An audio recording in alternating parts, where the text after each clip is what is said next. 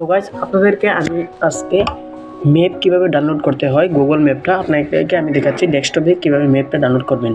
So আপনারা first time চলে যাবেন গুগল ক্রোমে যাওয়ার পর আপনারা উপর দিকে দেখবেন 6 ডট যেটা আছে 9 ডট যেটা আছে সেটাকে আপনারা ক্লিক করে দেওয়ার পর আপনারা গুগল ম্যাপে চলে যাবেন।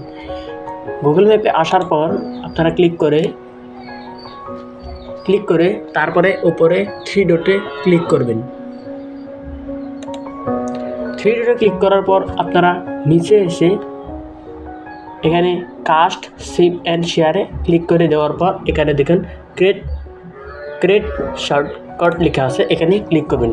ক্লিক করে এখানে দেওয়া আছে গুগল ম্যাপস দেওয়া আছে, আপনারা এখানে এটাকে ঠিকই রাখবেন, রেখে এখানে ক্রিয়েট অপশনে ক্লিক করে দেবেন। ক্লিক করে দেওয়ার পর আপনাদের ডাউনলোড হয়ে গেছে। এখন আপনারা ডাইরেক্ট এখানে আসেন, এসে দেখবেন যে আপনার গুগল ক্রোম ডাউনলোড হয়ে গেছে।